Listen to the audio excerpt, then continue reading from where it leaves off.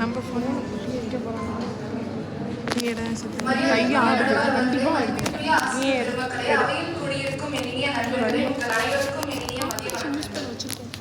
நான் பேச வந்திருக்கிற தலைப்பு சொல்றதுக்கு முன்னாடி நம்ம எல்லாரும் ஏன் இங்க கூடியிருக்கோம்? போட்டியில கலந்துக்கிறதுக்கு இல்லையா? காலையிலயும் சரி இப்பவும் சரி நம்ம மேடை ஏறதுக்கு முன்னாடி நம்மளுடைய பெற்றோர்கள் நண்பர்கள் நம்மகிட்ட என்ன சொல்லி அனுப்பியிருப்பாங்க? ஜெயிச்சுட்டு வா, ஆல் த பெஸ்ட், நல்லா பண்ணு, உன்னால முடியும். ஏன் யாரும் தோத்துட்டு வான்னு சொல்ல மாட்டேங்கிறாங்க? சொன்னா விட்டுருவோமா? கண்டிப்பா இல்லை இல்லையா? நம்ம எல்லாருக்கும் வெற்றி தான் பிடிக்குது. ஆனா நமக்கு தெரியும் வெற்றி என்ன தரும், தோல்வி என்ன தரும்னு. இப்போ உங்க எல்லாருக்கும் தெரிஞ்சிருக்கும்னு நினைக்கிறேன். நான் பேச வந்துள்ள தலைப்பு மீள்தன்மையின் சக்தி, ஒருபோதும் கைவிடாதே. வெற்றி ஒரு மனிதனுக்கு என்ன தரும்? மகிழ்ச்சி. வேற சிலருக்கு தலைக்கணத்தை கூட தரலாம். தோல்வி ஒரு மனிதனுக்கு என்ன தரும்? இந்த கேள்விக்கான பதில் என்னுடைய தலைப்பிலேயே இருக்கு. அதுதான் மீள்தன்மையின் சக்தி. எப்பேற்பட்ட வெற்றியாலும் ஒரு மனிதனுக்கு கண்டிப்பா தர இயலாதது. தோல்வியால் மட்டுமே ஒரு மனிதனுக்கு தர இயல்றது இந்த உலகத்தின் மிகப்பெரிய சக்தி. அதுதான் மீள்தன்மையின் சக்தி. சரி, யாரு தோக்குறாங்க? நம்ம சொல்றோம் தோல்வியே வெற்றியின் முதற்படி, அதை கண்டு அஞ்சாதீர்கள்னு சொல்றோம். இல்லைன்னா சொல்றோம் இன்னைக்கு நீ தோத்தாதான் நாளைக்கு நீ ஜெயிப்ப, அந்த அனுபவம் தான் உன்னை ஜெயிக்க வைக்கும்னு சொல்றோம். அப்பதான் அவங்க நாளைக்கு ஜெயிச்சிருவாங்கல்ல.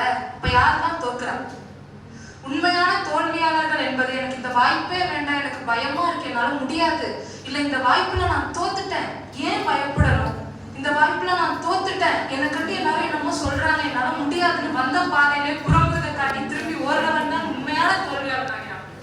நம்ம தான் தோத்தாலும் மீண்டு எழணும், அதுதானே வெற்றி. தோத்தா என்ன? இப்ப என்னுடைய எண்ணத்துல நான் உறுதியா இருக்கேன், நான் என்னுடைய எண்ணத்துல பிரியனா மட்டும் இல்ல, ஒரு வெறியனா இருக்கேன், என்னால் முடியும்னு நான் நம்புறேன், யாரும் நம்பணும்னு அவசியம் கிடையாதுன்னு மீண்டும் எழுந்து ஓடுபவனே உண்மையான வெற்றியாளர் ஆகிறான். நிஜமா சொல்றேன், அந்த இடத்துலயே நீங்க உங்களை ஜெயிக்கிறீங்க. நீங்க உங்களை முதல்ல ஜெயிச்சாதான் அடுத்து இந்த உலகத்தை நீங்க ஜெயிக்க முடியும். முகமது கோரியோட கதை எல்லாருக்கும் தெரியும்னு நினைக்கிறேன். சிலருக்கு தெரியாம இருக்கலாம்.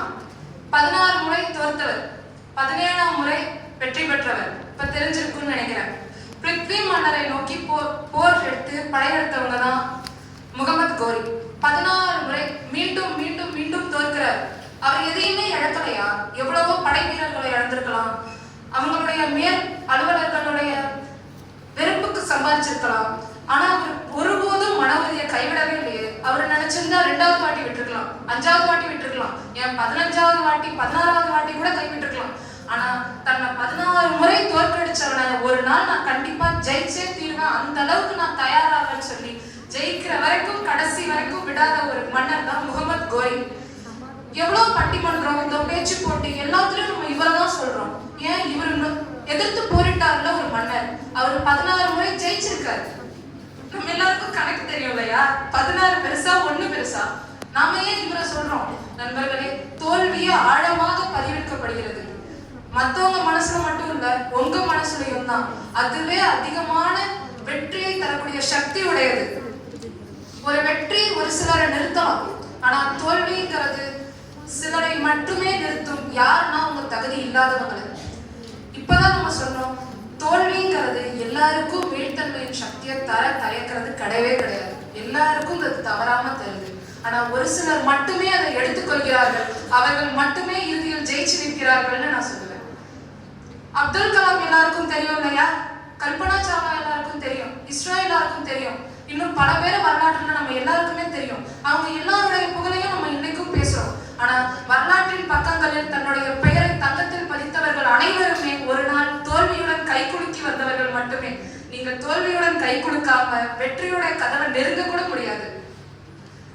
ஒரு சின்ன கிராமத்துல ஆரம்பிச்சு என்ன படிக்கணும்னு தெரியாம விமான பயிற்சிக்கு பதிலா பொறியியல்ல சேர்ந்து கடைசியா ஒரு வழியா அதுலயும் பயிற்சி எடுத்து வெளில வந்து இந்தியா விண்வெளி ஆராய நிலையத்துல சேர்ந்து ஒரு வழியா இந்திய ஜனாதிபதி, இந்திய விண்கல நாயகன்னு சொல்ற அளவுக்கு வளர்ந்தவர் தான் அப்துல் கலாம். அவர் தன்னுடைய முதல் விண்கல பயிற்சியில தோல்வி அதுதான் கண்டார்.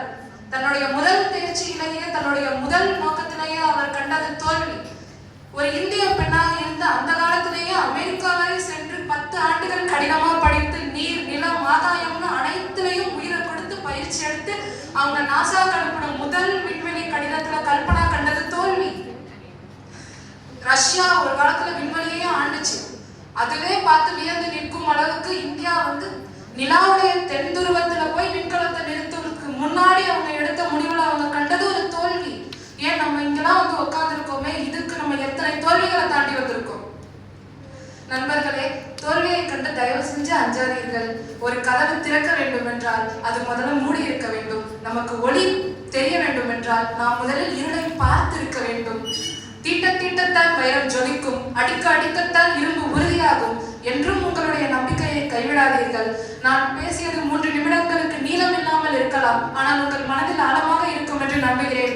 வாய்ப்பளித்தமைக்கு நன்றி. ஆகையால் மீள்தன்மையின் சக்தி, ஒருபோதும் யாரும் அதை தயவு கூர்ந்து கைவிடாதீர்கள் என்று சொல்லி விடைபெறுகிறேன். நன்றி, வணக்கம்.